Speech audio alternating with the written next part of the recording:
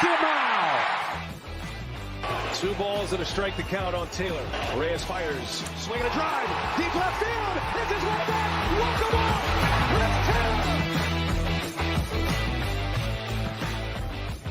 What's up, everybody? Welcome into DodgerHeads Live, presented by DodgerBlue.com, part of the Medium Large Sports Network. My name is Jeff Spiegel, joined tonight by Blake Williams, here to break down all sorts of Dodgers news. Blake, we are 9 days away from Major League Baseball games that count.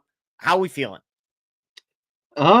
Little overwhelmed slightly because in a few days I'm leaving for Japan. So that's in the back of my mind, and I've still got the rest of spring training here to cover. And then it's going to be a lot there, but yeah, looking forward to the season actually starting and covering some games that matter, because spring training, by the end of it, you're kind of over it. You want it just to be done and wrapped up. So yeah. All right. Well, and Blake did not get DK Metcalf on his favorite NFL team, but as you can tell, if you're watching us on YouTube, he did get a very stylish, trendy looking Dodgers hat from the Complex pop-up that was a collaboration of a bunch of stuff. I know you were there with Matt recording stuff. So tell us a little bit about the hat. And again, very stylish today, Blake, very stylish. Yeah, so it's got the cherry blossoms on it to celebrate the Tokyo series. It's got the logo on the side of it here. You can kind of see, actually I have the blue one too, so I can show this one off a little better with the Tokyo series logo there. Love it. So yeah, it's out there. It was very busy. It was like 4 blocks long, but we got to go in a little early with the media access and do our work, and then they let us buy a few things there. Yeah. Did we get a little discount? Was there a little handshake agreement of like, hey, we're giving you some pub, you give us a little bit I mean, that stuff was not inexpensive. I wish there was a discount. It was very expensive. It might have been the most I've paid for a hat, but I'm going out to Tokyo. I needed a hat to wear for it, so needed to have that fashion for it. Normally I wouldn't have bought a hat this pricey, but made the exception. Well, the irony is you're as a journalist, you're not even allowed to wear that hat in Tokyo, right? Not to the games I'm covering. I can wear it around Tokyo and stuff like that. But yeah, when we're working as media, we can't wear team gear. I love it. Well, I mean, I said it in 9 days, and obviously it's 9 days till the Japan series. And then we've got a little bit of time again before domestic opening day. But it is crazy, Blake, to think of just how short this offseason has felt. And obviously when you're the last team playing in the World Series and then you're the first team that plays 10 days before everybody else, there's a reason it feels short. But I genuinely can't believe that we are 9 days away from, I had my fantasy baseball draft with this past week. We're here.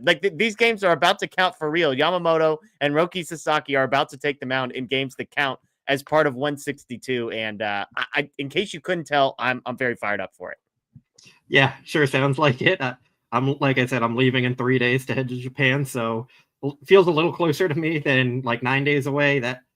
That's still way on the horizon for me at this point, because I still got to travel out there, cover the exhibition games and all that. It'll be a fun experience. It'll be a lot, but yeah, coming up here pretty quickly. I love it.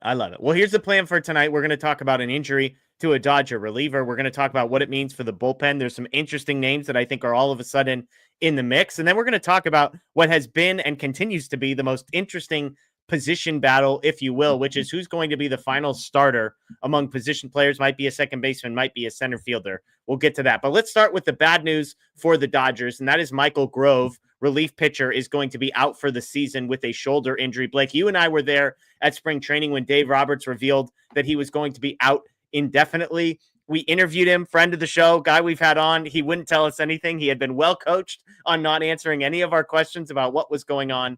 Fabian Ardaya of The Athletic reporting today that it's a shoulder injury. He will have shoulder surgery, and he is done for the entirety of the 2025 season and begins looking forward to 2026. This wasn't a guy that I don't think anybody sort of had World Series hopes resting on, but you were prepared to predict that he was going to be on the opening day roster. So in some way, shape, or form, this is one depth piece for the Dodgers that will no longer be available.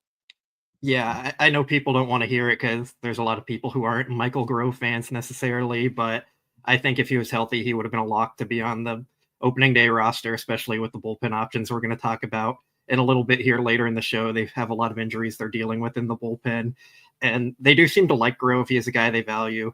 They can bring him out for one inning or multiple innings, and they do like having someone like that in the bullpen. There's been some underlying metrics that suggest he could perform better than he has so far. So I think they're higher on him than most fans are. And anytime you're losing any pitcher for the entire season, it's going to put a strain on everyone else because now everyone else who is behind him is stepping up in additional roles. So someone who we weren't projecting to make the bullpen on opening day is now going to make the bullpen on opening day. And you're losing a potential starter who could be working in the minor leagues, stretching out his arm to keep your depth there. So it all has like a piggyback effect on each other. And it is a loss for the Dodgers, regardless of like how fans think of him or anything like that. Like he would have thrown probably 60 or so innings this year at the major league level. And now they have to essentially replace all those innings. Yeah. And I'm glad you mentioned sort of the piggyback or the trickle down effect of this, because we're going to get into some of the names, and they're either going to be, some non-roster invitees in which there might not be a huge trickle down effect.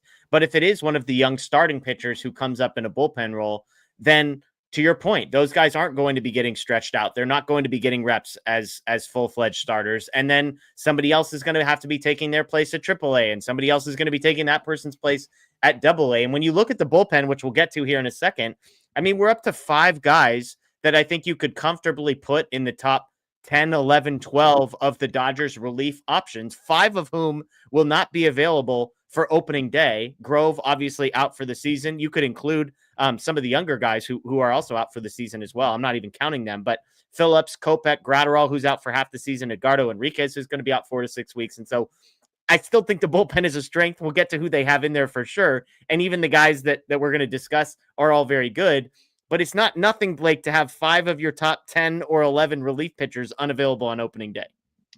Yeah, thankfully, when the actual roster is announced, we're going to look at it and not really notice that they're missing 5 of their top 10 to 12 relievers, because that's just how deep their bullpen is. They still have multiple elite options in the bullpen, and they probably have more quality options than any other team, even with all those guys out. So they have an embarrassment of riches. It's still just going to hurt anytime you lose a depth piece on your team. So that's kind of where they're at right now. Thankfully, a lot of them are projected to come back this year. We'll see how that ends up trending and going. But yeah, at least with Michael Grove out for the year, it is a tough loss for the team. Let's get into it. Graterol, Phillips, and Kopech all will miss opening day. All 3 of those guys, if healthy, would be locks for the opening day roster. Graterol out for the first half of the season. Phillips and Kopech, we sort of are expecting back in the first 4 to 6 weeks of the regular season. You can add Edgardo Enriquez to that list. Fabian Ardai in his article today saying he will be out 4 to 6 weeks. He was seen in a walking boot, Blake. As far as I know, Dave was asked about it and said, that's a story for another time, was kind of his answer. And we haven't heard that story yet, right? Yeah, that I'm aware of. We haven't heard it. And it's kind of the same thing with Michael Grove. Like, they didn't really give us many details besides saying he was dealing with the shoulder thing and it's going to be a while. He's not going to be ready. So it's weird because normally they kind of just lie about the updates and say like, oh yeah, we're hopeful he's going to be back. But with this time, they're just kind of taking the different route here and just not telling us anything at all. Yeah. So we've got Phillips and Kopech, who will miss the first 2 to 6 weeks, I would say. You've got, as locks, you've got Edgardo Enriquez, who probably would have been in the mix because those guys were out, but he will be out for the same amount of time. Again, Graterol out for the first half. So I've got, Blake, when I look at the bullpen, I've got 6 guys that I would consider like 100% locks. Barring an injury, there's no chance they are not on the opening day roster. And in alphabetical order, that would be Bonda, Tanner Scott, Blake Trinan, Alex Vesia, and Kirby Yates, along with either Dustin May or Tony Gonsolin, whichever of the 2 of those guys is not named the 5th starter. So I've got 6 spots: Banda, Scott, Trinan, Vesia, Yates, and then either May or Gonsolin. Any disagreement on those 6 guys as locks? No, but I think there's one more lock you haven't added on yet. Okay. And that's where we differentiate between, I think we agree this next person is going to be on the list. I personally wouldn't say lock. You might say lock. So we've got 2 spots is the point, because there's a 5-man rotation of Snell, Sasaki, Yamamoto, Glasnow, and then again, either May or Gonsolin, whoever gets that spot. And then we're going to have 8 relief pitchers. I'm ignoring the Japan series. The roster for that's probably going to be weird because you don't need to have 5 starting pitchers on your roster for the actual games, but talking domestic opening day. So for 2 spots left, I think there's 3 key names that are kind of in the mix on the 40-man roster. And then there's a handful of names that are non-roster invitees that I think are at least worth mentioning. So on the 40-man roster, the 3 best candidates, I would say, are Ben Casparius, Justin Wrobleski, and Jack Dreyer in some order. The other guys I would throw into the mix, just for the sake of conversation here to some degree, would be guys who are non-roster invitees. They are not on the 40-man roster. They would need to be added. Although with all these injuries, the Dodgers can make some room pretty easily. You've got Sauer, who's been told he's going to Tokyo.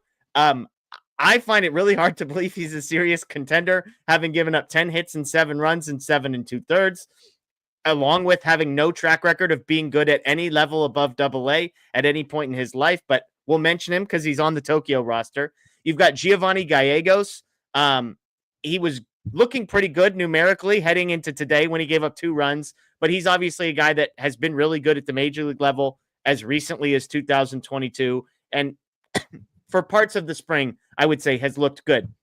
Then you've got 3 guys in minor league camp that I just want to shout out. You've got Sam Carlson, 6 innings, 1 earned run.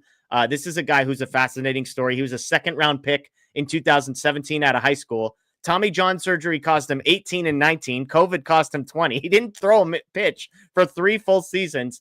Gets into AA for the first time last year, but has been good in camp this year. You've got Joe Jocks. Not sure if I'm pronouncing that right. 5 innings, 1 earned, 7 strikeouts for him. Another guy who's never pitched above AAA. And then an interesting name that came up on my show with Bruce the other night. Jose Rodriguez, 4 1/3 innings, 4 hits, 1 run, 7 strikeouts. This guy's an international free agent out of 2019. He only threw at high A last year. However, he was Rule 5 eligible, is Rule 5 eligible. So the reason I mention him is because if they don't add him to the 40-man at some point this year, he will likely be poached by somebody at the end of the year. So let me just start with this. I just mentioned Sauer, Gallegos, Carlson, Jocks, and Rodriguez. In your estimation, do any of those 5 guys have a chance of being on the opening day roster and competing for these last 2 spots? No, most of them were already sent to minor league camp. So while they could technically bring them and add them on, I don't think they would have sent them to minor league camp if they were planning on that. And with Gallegos, he just has not looked good at all this spring. There's some hope he would rebound a bit with the Dodgers and figure stuff out, but has not gone well. He allowed 2 more runs today in his appearance. So yeah, I just don't really see it happening. Okay, so the 3 we're down to, and I agree with that, by the way. I want to highlight Jose Rodriguez. You and I got to see him live, and he's interesting. He's never pitched above high A. I did say I liked him when he was pitching. The first time I saw him, I was like, this guy has a funky delivery, very tall, lengthy guy. So, I like him as a prospect. I just don't think he's ready or going to be on the opening day roster.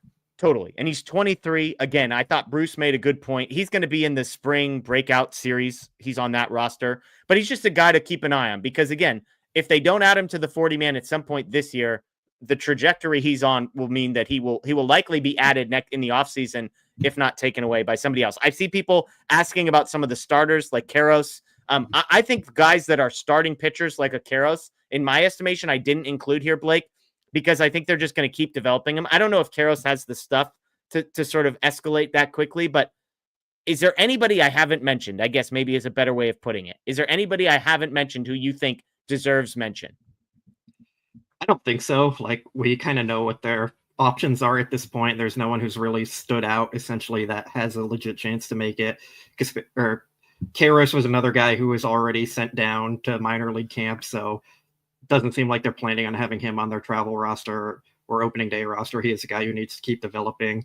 So I know some people have thrown his name out there in the chat, but it's just not a likely option there.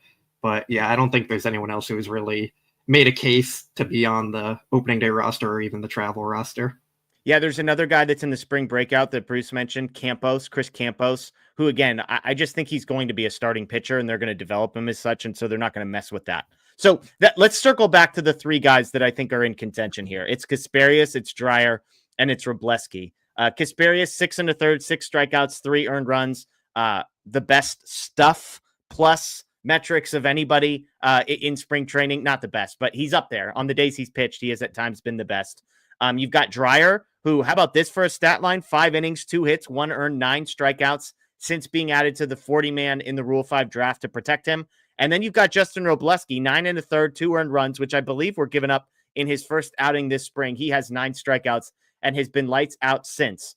I'm guessing, Blake, Casparius is a lock for you. He belongs in the first category and not in this one. Walk me through how you get to that conclusion. Yeah, I think Casparius is a lock because Dave Roberts already basically said he's likely going to be on our opening day roster, and That's kind of Dave translation for he's going to be on our opening day roster as long as he doesn't get hurt or something completely changes. It's another righty when you're debating against two other lefties. I don't think you're going to carry 5 lefties on your roster if you carry Wrobleski and Dreyer over Casparius, so that just doesn't make sense to me. 4 is already pushing it a bit, but Casparius, he has experience. He's pitched in the postseason now for them. He has the best stuff, like you mentioned, and he's a right-hander, so I think it just makes all the sense for them to carry him on their roster, and I think he's pretty much a lock at this point. Any concern for you taking a guy who in theory would be getting stretched out and developed and getting reps as a starting pitcher and sort of like messing with that, if you will, in order to fill kind of a short-term need in the bullpen? Somewhat, but I don't see like any other viable options in the bullpen to make that make sense. You still have Bobby Miller and Justin Wrobleski. I'm kind of spoiling my other pick here. And yeah, Landon Knack is guys who are probably going to be in AAA stretching out more. So you have depth there. You have Shohei Ohtani coming back at some point. So yeah, it hurts a little, but there is a chance Casparius becomes an elite reliever and sticks on the team for the entire year. And that could be really valuable for the Dodgers, especially if they're looking for a multi-inning guy at any point. You have Tony Gonsolin or Dustin May, who's are going to be in the bullpen and could slide into the rotation. So it hurts in the short term, but it's like fine enough where you can make it work. And worst case scenario, you stretch him out a little bit during the season and get him back in the rotation if you need him there.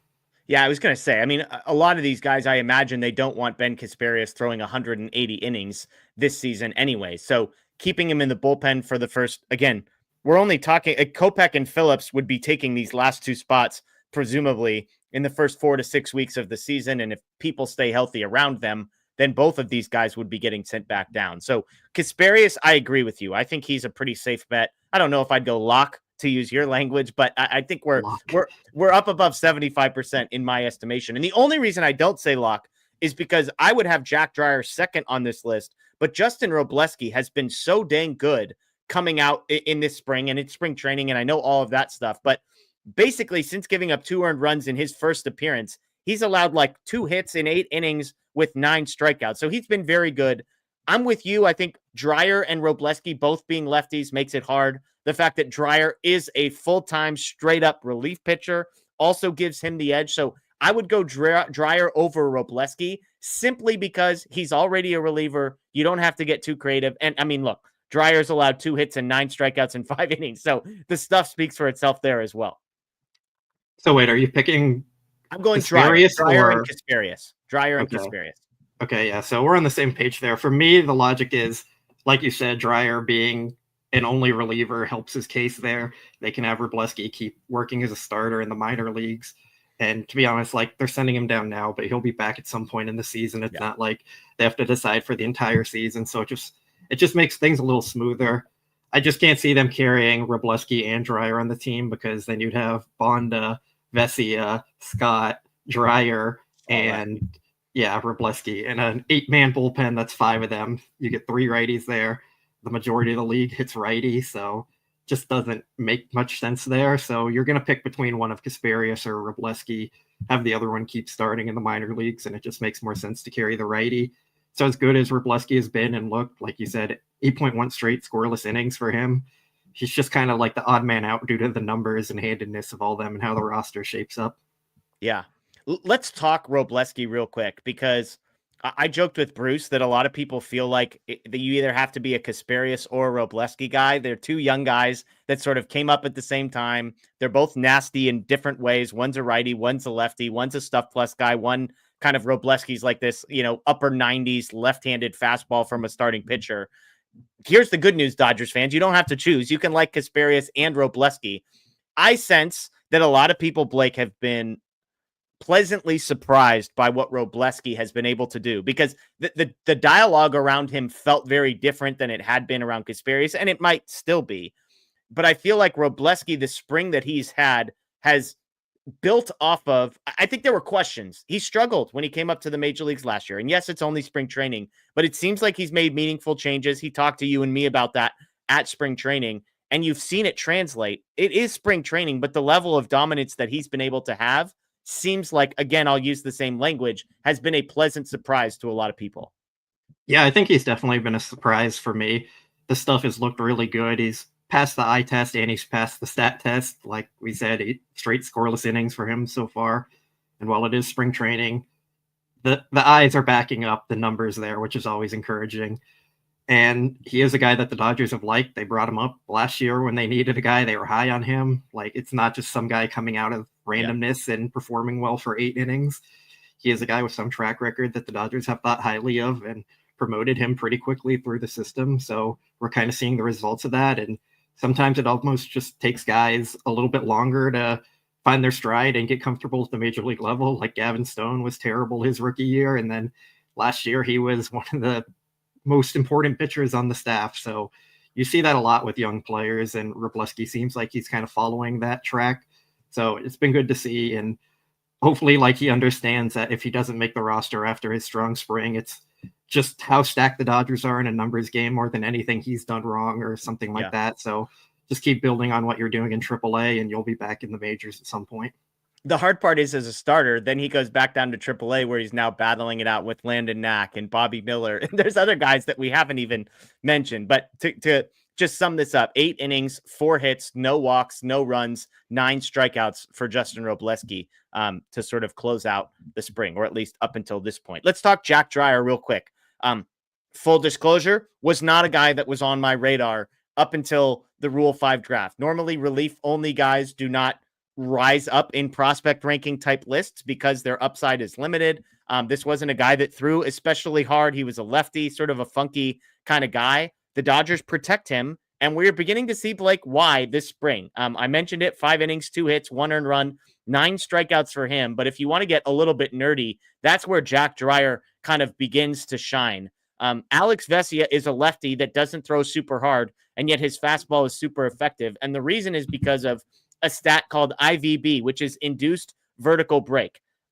His Alex Vesia's fastball averages 20.3 inches of induced vertical break, which is best in Major League Baseball. Against the Reds, Jack Dreyer threw 6 fastballs, and the IVB on those was 20, 21, 23, 23, 22, and 22. Essentially, his IVB, if this were to continue, would be the best in Major League Baseball, better than Alex Vesia, which is Alex Vesia is throwing a 94-mile-an-hour fastball, and it's effective. Dreyer is basically Alex Vesia 2.0 in some ways. So give me your thoughts on kind of just the breakout spring that this guy has had. Yeah, when he was added to the 40-man roster, I didn't know a whole lot about him. I looked into some of his numbers, and I was like, yeah, it makes sense why they're adding him. Last year in AAA and AA combined, he was striking out more than 11 hitters per 9 innings, while also walking less than 2 per 9 innings. He had a 2.2 ERA. He wasn't giving up homers. Nothing was a huge outlier in terms of like batting average on balls in play or home runs allowed or anything like that. So, yeah, he was just the guy who's been dominating as a reliever in the minor leagues, which pretty rare for that to happen. Usually relievers are just failed starters and they get moved to the bullpen. So for a pure reliever to come through the minors, it is a little more rare. So it was surprising that they added him, and it surprised me, but he's impressed a ton. He's shown why the Dodgers are high on him and why they added him. If they didn't add him, he's a guy who would have got taken in the Rule 5 draft pretty quickly, probably, if not in the top 5 picks. I'm sure he would have been there, up in there somewhere. So yeah, he's been impressive. He looks really good, and he's an intriguing player for them now. Yeah, so we're both going with Casparius and Dreyer to fill out the bullpen for opening day. And I'll ask a question that I kind of see in the chat. Do either of these guys have a chance to stick, Blake, or are they simply seat fillers until everybody else gets healthy? I think they can stick because we know how the injuries work. If everyone's healthy, they're probably going back to AAA, but the big if there, everyone's healthy, like, it just doesn't happen at the major league level. Like, we talked about this in our chat earlier today. When Michael Grove news broke and he was out for the season, we were like, we were kind of talking about why they had to trade Ryan Brazier when these things all work themselves out. Like, a month ago, we were talking like the Dodgers have too many relievers. How are they going to fit them all in their bullpen? Who's the odd man out? And now we're sitting here, we're like, can a 40-man guy make the opening day roster who's on the fringes, or are they going to add an NRI guy? So these things always work themselves out. I would bet someone gets hurt before they have to make a decision on adding another reliever. So I think they can stick in that sense. And I think talent-wise, they could prove they belong. So, yeah, I think they could stick. It's just going to be about the roster, how it works out. I'll say this about Brazier. I mentioned 5 of the top 11 or 12 guys have gotten hurt to put us in this situation. I would take Casparius and Dreyer and maybe Wrobleski all over Ryan Brazier in my bullpen if given the choice. Do you disagree? Talent-wise, I would. I think there's value in having Brazier as like the 8th guy in your bullpen just so you can keep Casparius working as a starter. Sure. I did see in the chat there's another guy we didn't mention, like Landon Knack. I think he'll be on the travel roster. I don't think he's going to make the opening day roster just because they'd probably rather have him working as a starter more so. But yeah, he is a guy who probably deserves some chat. Totally. Yeah. And I think Landon Knack just falls into the category of like, he's a good starting pitcher who doesn't necessarily have stuff that's going to translate into being like a highly effective reliever. I would put, this is why I've argued for Tony Gonsolin as the 5th starter, not because his stuff is better than Dustin May's, although like his results have been arguably better. It's just because I think Dustin May's stuff is going to play out of the bullpen, whereas Tony Gonsolin throwing like a 96 mile an hour fastball with a changeup, that's not necessarily what you think of when you think of elite relief pitcher. All of the guys we're mentioning, Dreyer with the weird fastball, but Casparius and Wrobleski are both going to dial it up into the upper 90s with the breaking pitch. So I think that's, to me, why Landon Knack's not in this conversation. I don't know if you're in the same boat. For me, it's more just about having him be starting in AAA because I think he'd probably be, I guess, second man up if they need a pitcher after Dustin May or Tony Gonsolin, whoever is in the bullpen. So to put him in the bullpen and not really pitch him a whole lot, I just don't think that makes a ton of sense for them. I do think he'll travel with them, but I'd be a little surprised if he's on the opening day roster just for that reason. Yeah, it's fair. It's fair. And by the way, going back to the sticking part, it's worth pointing out, Bonda can't be sent down. Scott, Trinan, Yates can't be sent down. Dustin May cannot be sent down. Tony Gonsolin, 3 weeks into the season, will not be able to be sent down. And then you've got Alex Vesia, who technically could be sent down, but the stat I never got to tell him we were at spring break because we didn't get a chance to interview him was that since July of 2023, Alex Vesia is the 5th best pitcher according to ERA in all of Major League Baseball. So yes, technically Alex Vesia could be sent down. I would not count on it because of how good he has been of late. Sub-2 ERA last season. Yeah. Real quick in the chat, we have a Padre fan in here. Like, if you want to come in here, talk about the Padres, talk to other Dodger fans about the Padres, like, go for it. Just don't spam or we'll have to block you or put you in a timeout there. Yeah, and realistically, we appreciate it, man. Welcome in. As some people said, hear about an organization that has a stable ownership setup, who has exceeded expectations and not fallen short of them, and who feels really good about lots of things that are happening. So shout out to you, Zach the Fisher. We appreciate you for being in here. I do, at least. Maybe I'm alone in that. I don't know. Let's shift gears from the bullpen battle, and let's talk about the battle for the last spot in the lineup. I said from the top, Blake, that from the get-go this spring, this was going to be the most intriguing thing to me because there were at least 3 guys, that we knew were going to be in competition. I think a couple more have put their name into. One maybe has regressed into the conversation. A couple have impressed into the conversation. And so to recap for those who may be unfamiliar, Tommy Edman is going to be starting for the Dodgers. The one thing we don't know is where in the field Tommy Edman is going to be an everyday player. Is he going to be a second baseman or a center fielder? Likely a combination of both. But primarily, he could be a second baseman if they feel like their best option for spot number 9 is somebody who can play center field, or he could play center field if they feel like their best option is a guy who can play second base. And so I've got 6 names that I want to talk through here, Blake, with you and just verbally process where we're at, how we're feeling. Have these guys earned or lost anything? And those 6 names are going to be some names that make people mad and some names that get people all tingly inside and everything in between. The first name is Chris Taylor, Ha-Seong Kim, James Outman, Andy Pages, Kike Hernandez, and David Bodie is a guy that I think belongs in this conversation. Those are the 6 names I want to talk about. Before we dive in and before you give me your thoughts on those 6, I just want to ask you on camera a question I asked right before. Is there anybody else that belongs in this conversation other than those 6 in your estimation? Probably not. I think that's about it there. Okay. I didn't know if you wanted to make a case for Eddie Rosario, who's got like a 200 OPS or something this spring. I am good on Eddie Rosario. Okay. Perfect. Okay. I'm just, these are not in any particular order. I'm going to tell you what they've done so far this spring, and then I'll just give you the floor. Chris Taylor has been getting more at-bats than anybody in Dodgers camp. He leads the team in at-bats. Coming into today, he had a 464 OPS. However, I believe he went 2 for 2. That may have changed. I don't know if he got a third at-bat, but he went 2 for 2 today, so that number went up. You've got Haesung Kim, who is second in the team and at-bats. You're going to notice a theme. A lot of these guys have been getting lots of at-bats. He has a 585 OPS this spring. James Outman, a 713 OPS and a 50% strikeout rate. Andy Pages, 656 OPS. Kike Hernandez, a 1007 OPS, and then David Bodie, a 1,234 OPS. 1.234. How do you pronounce an OPS over 1,000, Blake? Do you say 1,000? Do you say 1.234? I don't know. I usually say 1 point, whatever. Okay. I will say real quick, though, we should probably throw Miggy Rowe into the mix here. Okay. But I feel like he's going to be a bench guy rather than a starter, so just probably worth mentioning.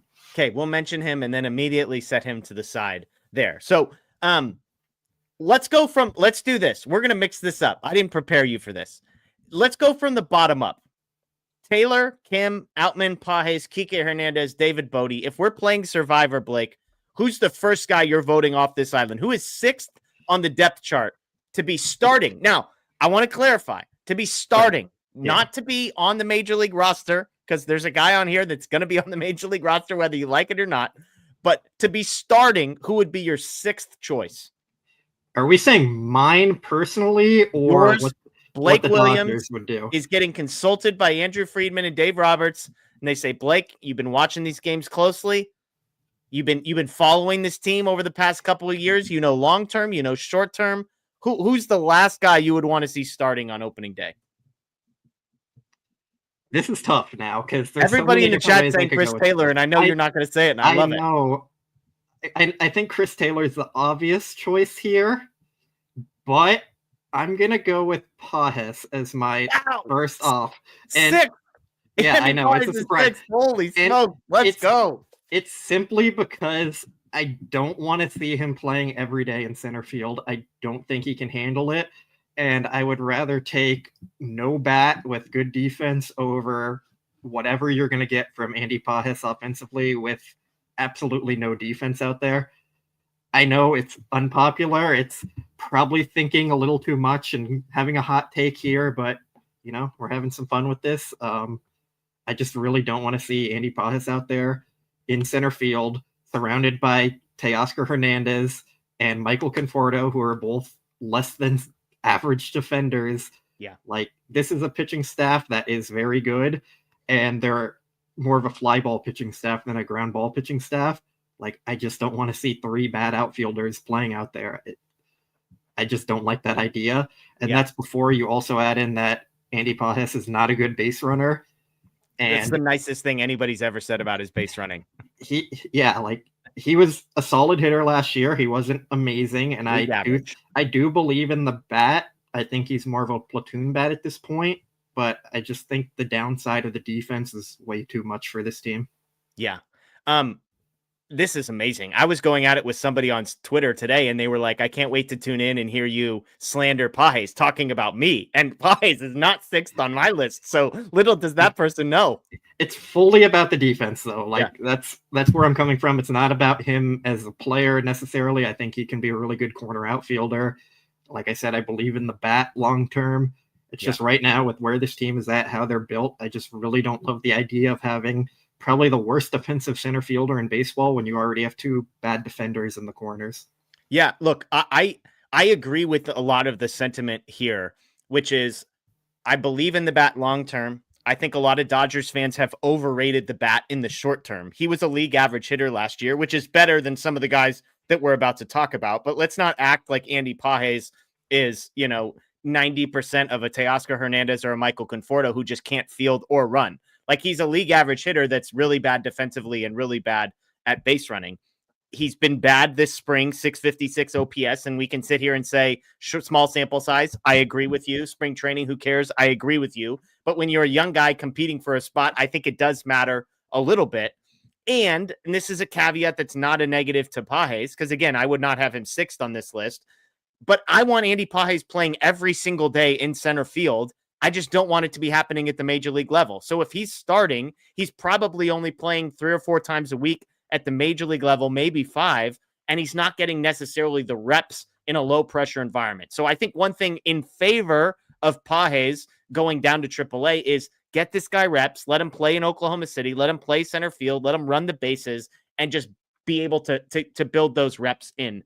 And my 6th on this list, by the way, would be Ha-Seong Kim, which will surprise nobody who think that I hate him, which is not true, but it's for all of the same reasons, right? I told you all that the bat was probably going to be bad, and guess what? If you've watched this spring, the bat has been really, really bad for Ha-Seong Kim. He's got a 580 OPS. That includes like 2 or 3 infield singles that he's beat out, which good for him. He has the speed, but it's the same argument I just made for Pages, which is I want Ha-Seong Kim getting reps every single day. I don't want him sitting on the bench at the major league level as a backup utility guy. Go to AAA, play second base every single day. Heck, play shortstop every single day and go from there. So for me, I would have Ha-Seong Kim 6th. I would have Chris Taylor 5th. And I think I would probably have Pages 4th for me. So I'll just pause here and ask, are Kim and Taylor 4th and 5th on your list in some order? Like, are we in agreement on the bottom 3? I don't think so. Okay.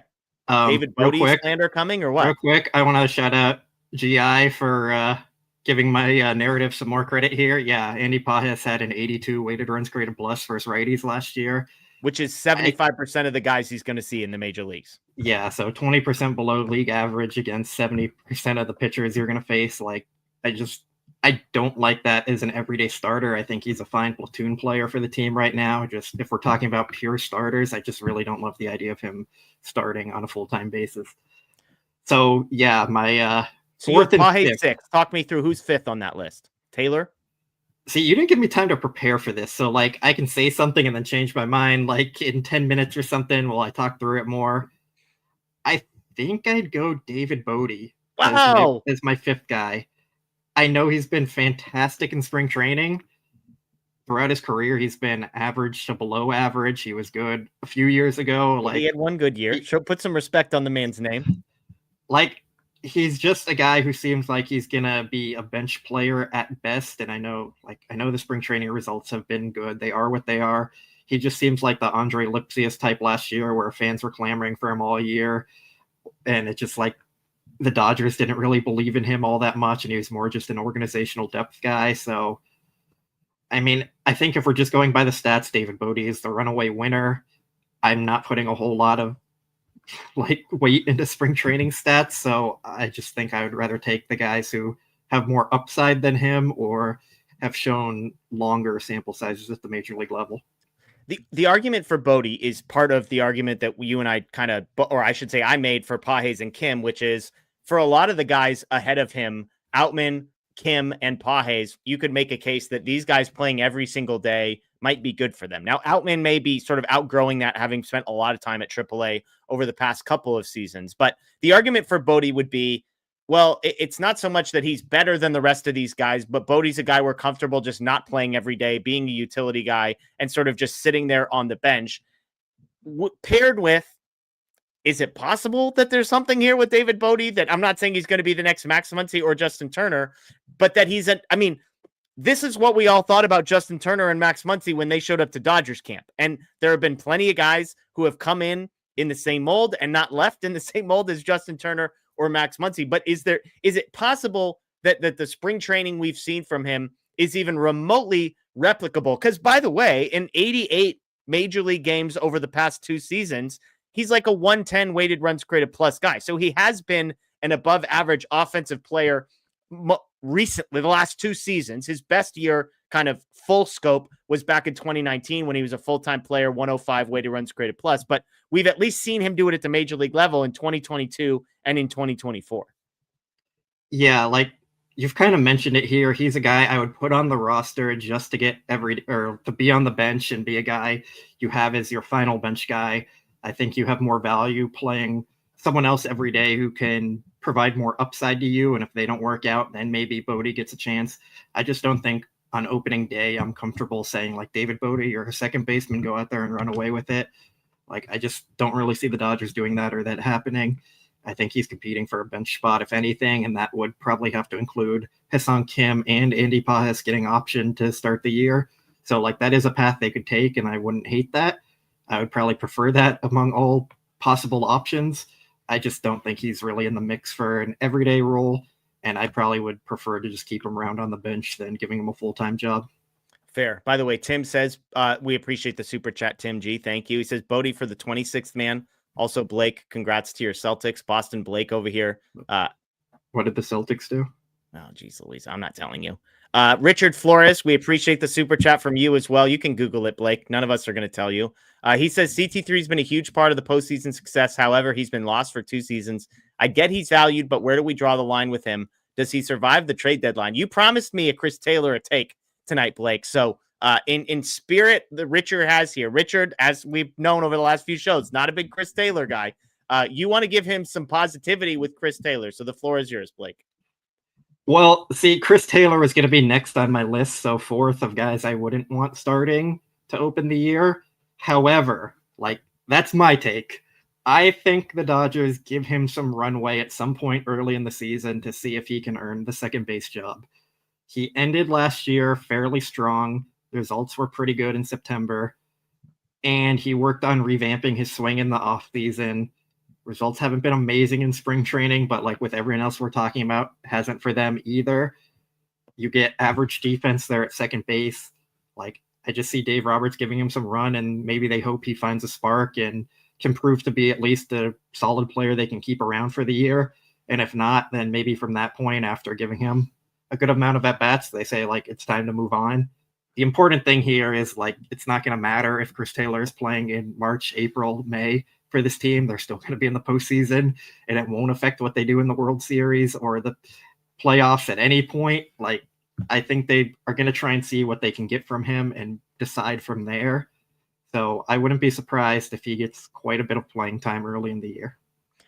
And to be clear, when somebody says, does he survive the trade deadline? I don't think anybody's arguing he's going to be traded. The question is, does he get cut before the trade deadline? I think would be the question. So just to recap, you've got Pajes 6th, you've got Bodie 5th, Chris Taylor 4th. On this is the order in which Blake Williams would prefer these guys to be the everyday starter.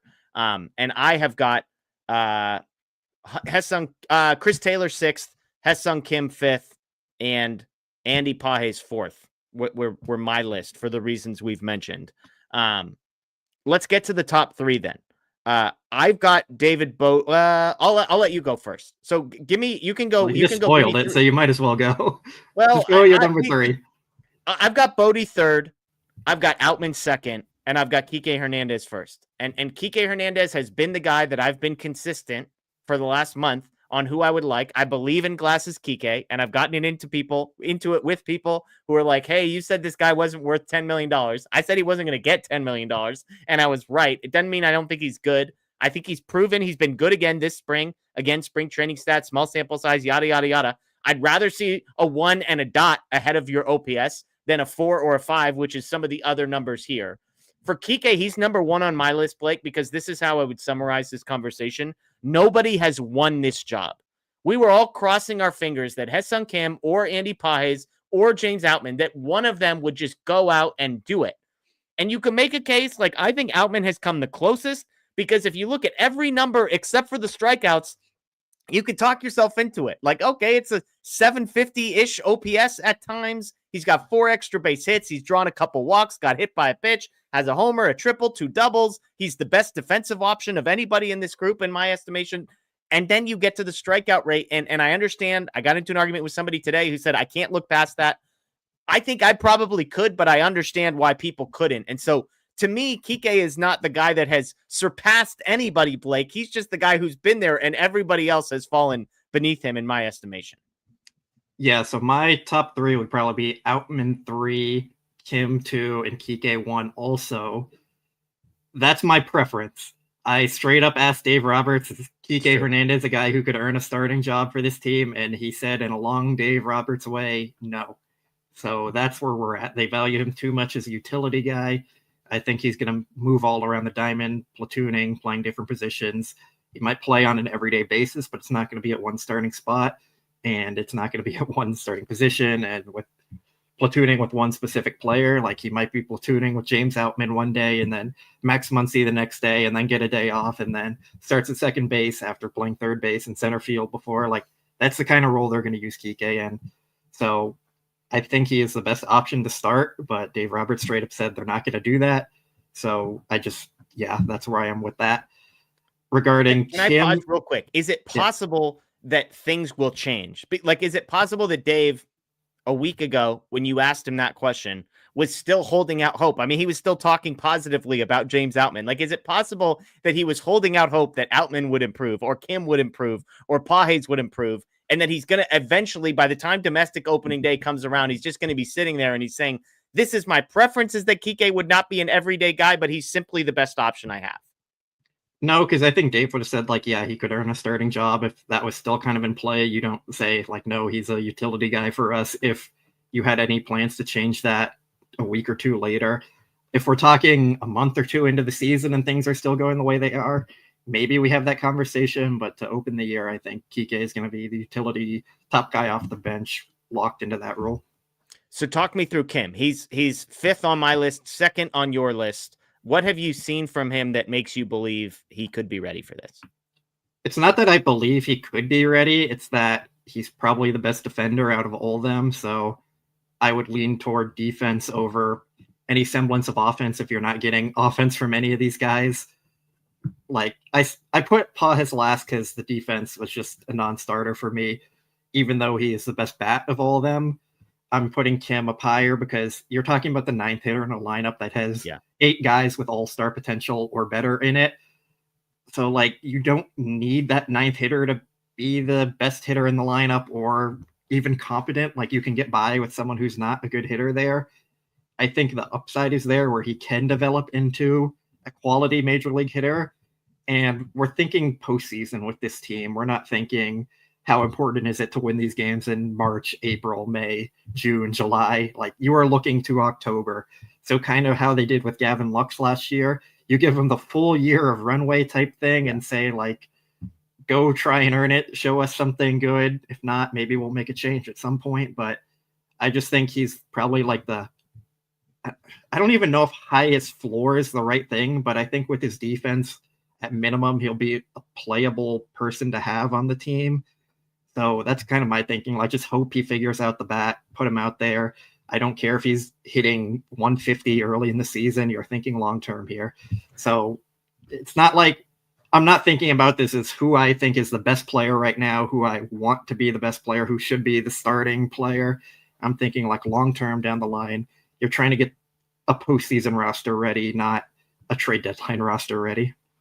I think I agree with a lot of the logic you just said. I just think it's fascinating to me you're not describing James Outman, because I think, like, Kim has actually not impressed me defensively so far. And at least Outman, we've seen do it. He's been a better hitter in the spring. Like, he offers you power, at least, even if it's coming with the strikeout rate. So for all of the reasons you just said is why I have Outman higher on my list.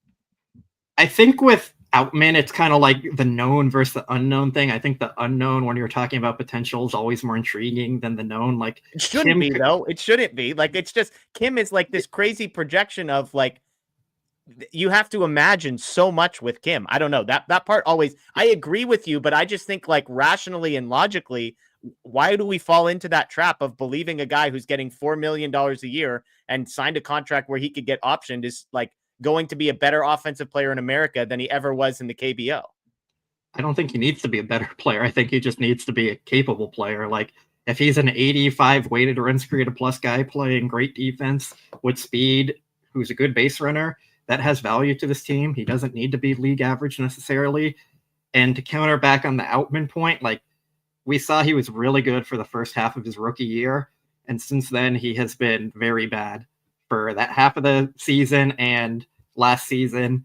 And he hasn't shown anything this spring training. So, like, I feel like we know what he is. The 50% strikeout rate in spring training is very concerning. Dave Roberts said he looked uncomfortable in his at-bats. Like, that's just not a guy I'm going to want to run out there often. I don't really believe in his bat all that much, even after his rookie year. Like, we debated this a lot. I said, I think Outman's probably a fourth outfielder at best. That's what scouts have had him forever. There's a lot of underlying concerns with his game. So I just feel like we know what James Outman's ceiling is. I would just rather see, like, give Kim the runway, see what he can do. If not, if he's totally still bad by the trade deadline, you make a trade, get a second baseman or center fielder, fill that position. I just think if you're deciding between who you'd rather see get at bats for half a year between Outman or Kim, I would just rather see what Kim can do because we've seen what Outman can do. Can I just ask you real quick? 2023, the second half of that season, if you had to guess what James Outman's weighted runs created plus was, what would you guess? Probably like 110 or something. I know he had very ups and downs and very inconsistent stretches there, like where he'd go 200 weighted runs created plus for a month and then 10, like, kind of thing. So yeah, I'd guess around there. 137. Pretty good. So, I mean, I just think the narrative around Outman, again, I'm not changing your mind. I'm not saying you're wrong about that. And, you know, I think it was like the last month and a half, 2 months of the season that were really bad, and people have expanded it to mean the whole of the entirety of the second half. Again, and I am not advocating for James Outman being a 137 weighted runs created plus guy. I just think you have to do so much imagining and so many mental gymnastics to get to a place where Ha-Seong Kim is a more valuable player than James Outman seemingly already is. That's the comparison. I understand how the arguments can be similar. To me, it's like the guy who we've seen do it at the major league level, even if it was 12 months ago, versus a guy who, I cannot stress this enough, was never like a great offensive player in a lesser league in Korea. I was going to say something and then I lost my train of thought here. Okay. I saw you preparing to say something, so I was going to allow you to do that. Yeah, he hit, it was September and October was basically when he was bad in 2023. He hit 309 in July, he hit 277 in August, and he hit 222 in September and October. He actually had a better batting average in the second half of 2023 with more home runs than he did in the first half. So I just paused the narrative. He was really bad in 2024. That's kind of all that matters, but there you go. I got it. I was going to say, I do believe you that Outman is a better player than Kim right now. If you're picking for, like, this is the Dodgers World Series tomorrow, and you're picking who has to start, I'm taking Outman there, aside from Kike, because like we talked about with Dave Roberts, like he's a bench guy.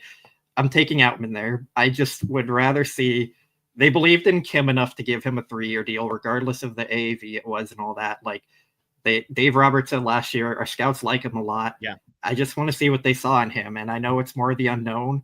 Like, if he doesn't work out, you can turn back to Outman and say, like, hey, try and prove us wrong again. Like, I just don't think there's any real reason to force anything right now. So if I'm picking one of them, I'd just like to see what Kim can do, get him more adjusted to major league pitching early in the year. So if you have to bring him up later in the year, he's not starting from first place again, where you're just facing AAA guys for a month and now you're facing major leaguers. Like, just let him work through all that at the beginning of the year and see what he can do. And if it doesn't work out, go make a trade. Okay, so I've asked you this entire time what you would personally do. And so I'll end by asking you, what do you think actually happens? Like, do you think the Dodgers are running a platoon out there to start the season? Do you think they have one everyday guy who's going to play, 4 to 5 days a week? How do you see this actually materializing come sort of like, opening day? Like I've been saying all month here, it's going to change by the minute and the day with how I'm thinking. I think the safest bet is probably a platoon with like James Outman and Kike Hernandez filling in, or James Outman and Chris Taylor type thing. Maybe Miguel Rojas works his way in there, because Miguel Rojas is going to have to play somewhere. They're not taking Mookie off shortstop for Rojas. So like maybe he works in at third with Max Muncy, who's been bad against lefties for 2 years.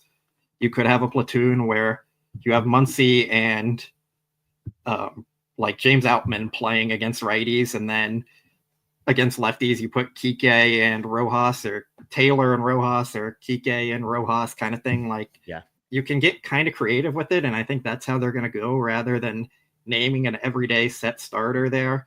So it probably just comes down to like who makes the roster. Are they going to option both Pages and Kim?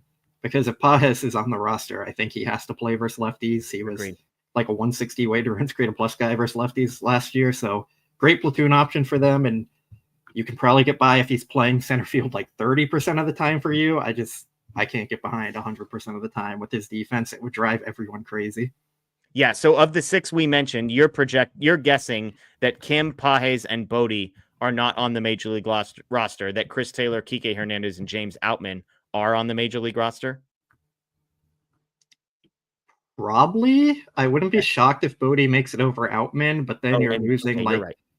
Yeah. Then you're losing a lefty bat on the team. So I don't know. Like, it could come down to the last day. I don't think they even fully know yet. I think they're still debating and having these conversations. So, like, we can talk about it all we want right now, but I think it's still very much up in the air, very much up for debate on who's going to be out there the majority of the time. Yeah. I just feel like if you're carrying Outman and Pajes to be bench guys, and even Kim, I'd rather see them getting everyday playing time in the minors than being your fourth or fifth guy on the bench. Agreed. Let's get to some questions. And this is an interesting one from Dodger Blue 4. He says, why do they seem adamant on forcing Pajes as a center fielder? The short answer is because they need a center fielder, sort of, right now. That's the easiest path to playing time. He has long been projected as a corner guy. Conforto's on a 1-year deal. Obviously, Teoscar is signed for a few years. Do you think at some point this season, the Andy Pajes center field experiment ends and they start grooming him to be a 2026 right fielder? I mean, yes and no. I think it has to end at some point. I just think he's probably going to be traded at some point, if I had to guess. I just don't really see where he fits on the team long term. Pajes is going to get traded. Yeah, because like if he's going to replace Teoscar Hernandez in a few years, I don't think you're going to carry Pajes around for 3 or 4 years to sit on the bench and be a backup type platoon guy and then hand him the starting job. I think the Dodgers might have their sights set on a bigger target in left field to replace Conforto next year, but maybe he is their long-term left fielder. That is an option there. I think they have their sights on other things. Yeah, and I don't disagree on the trade piece because he feels like more so than Outman, a guy where there might be enough value out there on the trade market to justify moving him. Whereas the Dodgers might look at a guy like Outman and say, hey, we're going to have this guy under team control. He's going to be a high level defensive player that is a lefty bat. Like I could see them saying the value that we have here is not as a trade piece, but it's just as an outfield depth piece that we can move around and be a defensive sub kind of in worst case scenario. Whereas Pajes, unless he's playing every day, probably has more value elsewhere. A couple of super chats here. And again, if you've got any questions, throw those in the chat. All caps questions. We'll be here for a few more minutes. I'm Donovan says, I'm late on this, but CT3 trash should be thrown out. This is the Dodgers trying to get him to 10 years. It's also the Dodgers. They owe him it's like 16 or 18 or $20 million or something in roster bonuses and declining options and money. So part of it is, if you're just going to pay somebody to be the 26th man on your roster, who's very rarely going to play, isn't going to be developing, you might as well just keep paying that one guy that instead of sticking Kim or Pajes in that role. Like, as much as we might sit here and say, hey, David Bodie seems like a much better player than Chris Taylor, if you can keep David Bodie in AAA and you can keep Chris Taylor at the major league level and not pay him $20 million to go away, you probably will default to just doing that, right? Yeah. I mean, I think that's the logical point there. I'm just saying, like, Chris Taylor had a 130 weighted runs created plus in September. That's a really good player there. And I know it was only for a month, and his track record beyond that was not great. I think he was good in June also. He was 138 weighted runs created plus there. So, like, there's been flashes there. He's just very inconsistent. So I think they're really just hoping, like, try and get him to find some consistency, and maybe he'll be a fine player that we can have around and not like a worthless player that we can't give at bats to. I think they're just holding out hope there and trying to get that from him. Yeah, I think it's good. We got a super chat from David who wants to just get straight into food. He said, let's cut to the chase. What is Blake most looking forward to eating in Japan? I'm not sure, but I don't think they have chicken parm there. David, I think you're going to be disappointed by this answer, but I'll hand the microphone over to Blake. I don't even know. I haven't thought about it at all. Gosh, do you know how many people are just like deeply in their soul offended by the idea that you're going to Japan and haven't thought about what food you're going to eat? I have so much other things on my mind at this moment. Like, that's the last thing. I know there's a Tony Roma's by the hotel, so I can jokingly say that. You're not joking though. You're going to eat at McDonald's. I'm probably not going there. You're going to eat at McDonald's though. Maybe. Well, you have to consider, like, when I'm leaving the stadium, it's like 12 o'clock at night and a lot of things are closed. I will see and figure things out. I don't know. If someone wants to give me suggestions, like, sure. Has Blake had Japanese food ever? I've had ramen. Okay. I've had Are we counting like teriyaki chicken and Sure. rice bowls? Like, yeah, I like that a lot. Sushi? Not the raw fish. I like the avocado rolls.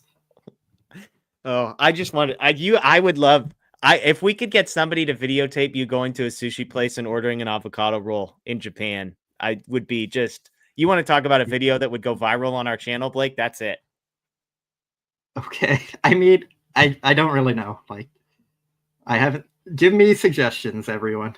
Here you go. Sign stealing sandal says Blake hit me up for Tokyo Rex at by Blake Williams on Twitter. Blake at mediumlargela.com is the email address, I believe, right?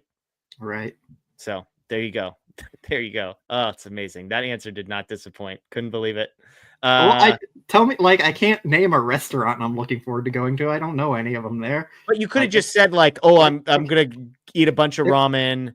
If I said chicken teriyaki or something, like everyone would have laughed at that too. I was in a no-win situation. Yeah, it would have been better than Tony Roma's. I'll give you that. I said jokingly like a qualifier there, just because I know it's near the hotel. But that it was feels like the type I was of looking at sort of but joke. no, I was just looking at the maps near the hotel, and it was like the one thing I could read because it was in English compared to everything else in like kanji. So yeah, that's just the only one I know there. Last year you tried Korean snacks and made comments. Will you do the same? Sure, we can do that again. I will be more selective and careful on what I'm trying, but yeah, we can try some.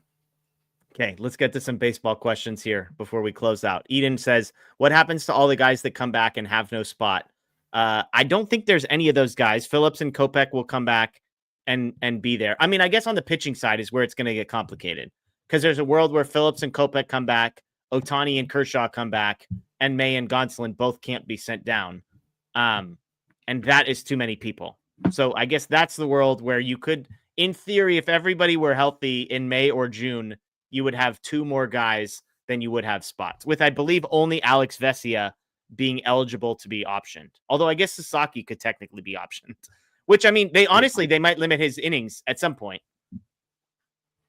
Yeah, I mean, I don't think they do it that way. I think we'd get the Phantom IL stint so he can continue to collect like the major league checks and all that.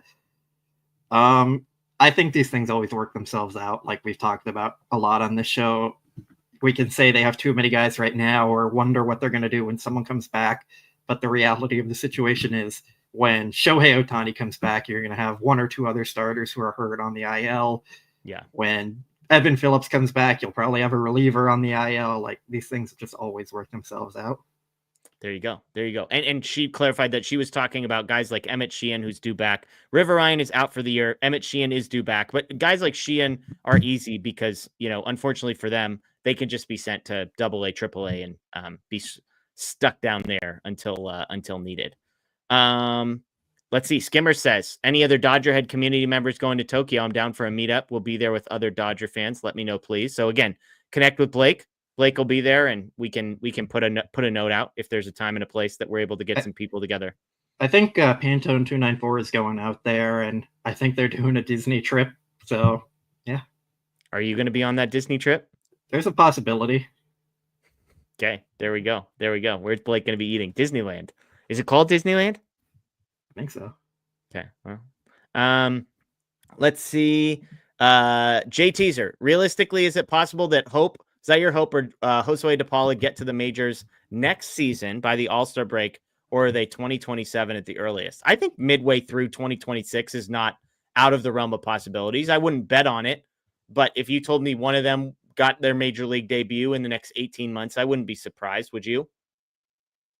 I could see it. I doubt it. I don't think it would be like as an everyday role or anything, but maybe like the cup of coffee. The Dodgers do tend to be pretty slow with their position player prospects. They kind of rush a lot of their pitching prospects, and they're slow with their position player guys. Like we saw with Michael Busch, never got a chance really. Dalton rushing. Yeah. Like they don't typically rush guys. So it could be that timeline for them, but probably 2027 safer. Yeah. And keep in mind, I mean, again, Michael Conforto, like right now we're talking about, they don't have a surefire center fielder. Conforto's on a 1-year deal. So there's a world where they have a couple spots in the outfield open. Says, wouldn't Rojas at second base every day? Edman and center solve everything. Rojas takes good at bats each game more often. Are they going to be platooned regarding shortstop, second base? Rank Rojas offensively. Rojas is just like at a point in his career where he I don't know, can't feels like the hard word, but maybe it's the right word. Can't play every day, Blake? Yeah, I don't think his body is up for the task of playing every day, which is why they're going to be more cautious and use him as a backup type utility role.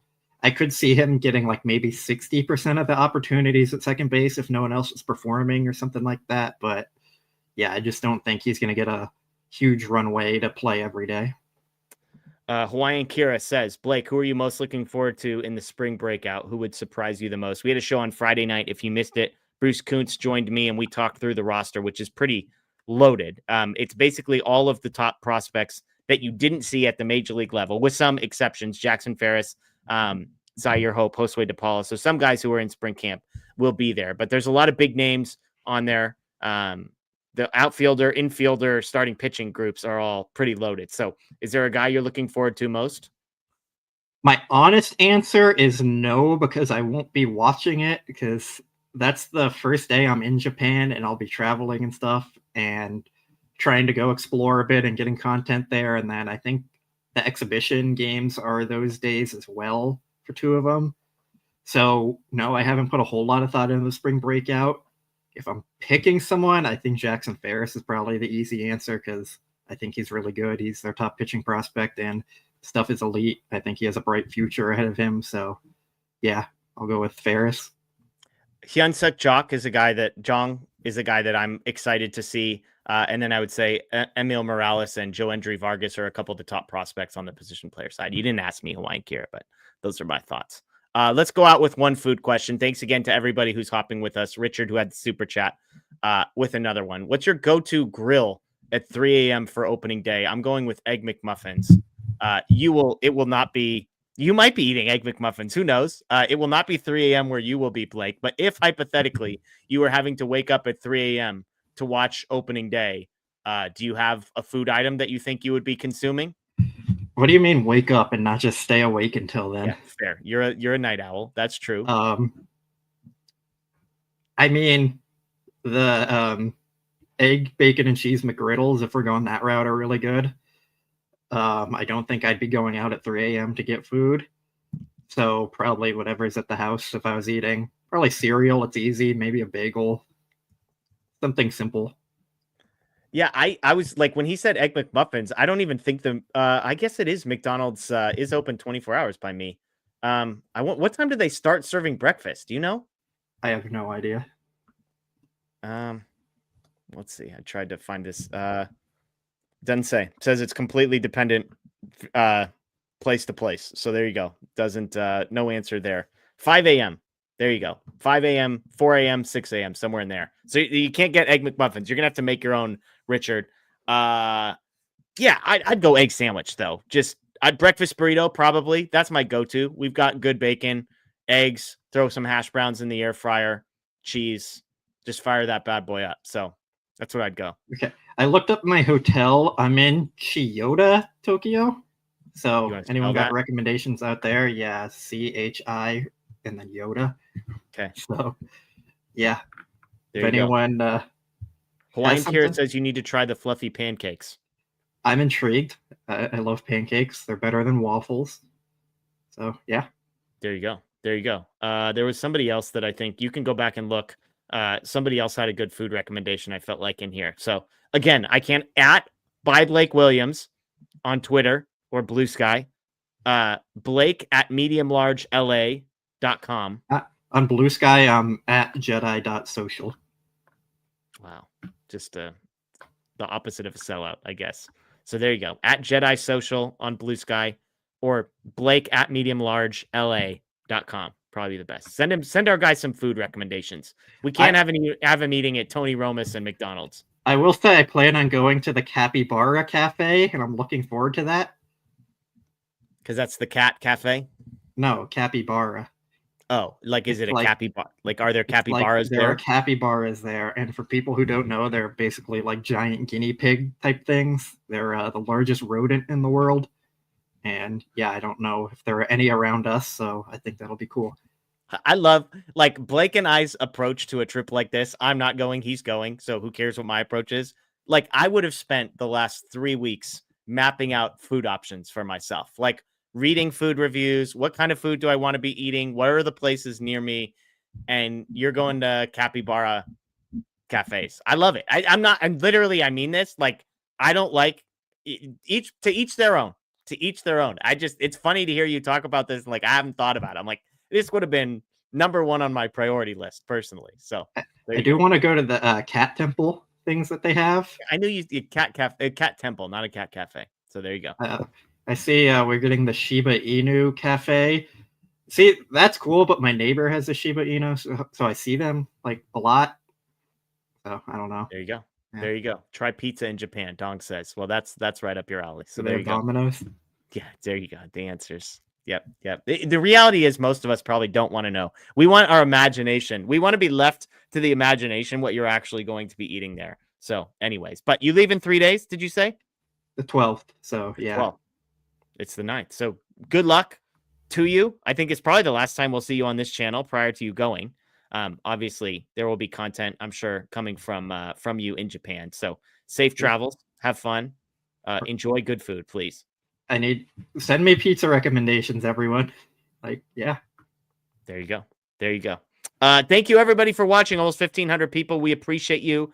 Again, this is DodgerHeads presented by DodgerBlue.com. You can check out DodgerBlue.com for all the latest information. If you're new here to the YouTube page, subscribe, ring the notification bell. If you're an podcast person, Apple, Spotify, Google, find the DodgerHeads podcast, rate, review, subscribe. We would greatly appreciate that. And if you didn't know, when I say we're part of the Medium Large Sports Network, there's a ton of websites. If you're a Lakers fan, we're partnered with Lakers Nation. If you're a Raiders fan, I just wrote an article for Raiders Newswire today. We've got Rams Newswire. Can we talk about that one? I didn't ask you. I didn't ask for your opinion here, Blake. Rams Newswire, Angels Newswire. I think it's Angels Nation. It might be Angels Nation. Raptors Nation, Toronto. That's kind of the oddball. So we got all sorts of stuff. But go ahead, check those sites out. I think we have hockey trade rumors too. Hockey trade rumors as well. So there you go. Enjoy the rest of your night, everyone. Blake, again, safe travels. We will look forward to hearing from you from the other side of the pond, as they say. And everybody else, enjoy the rest of your night. As always, go Dodgers. And still champs.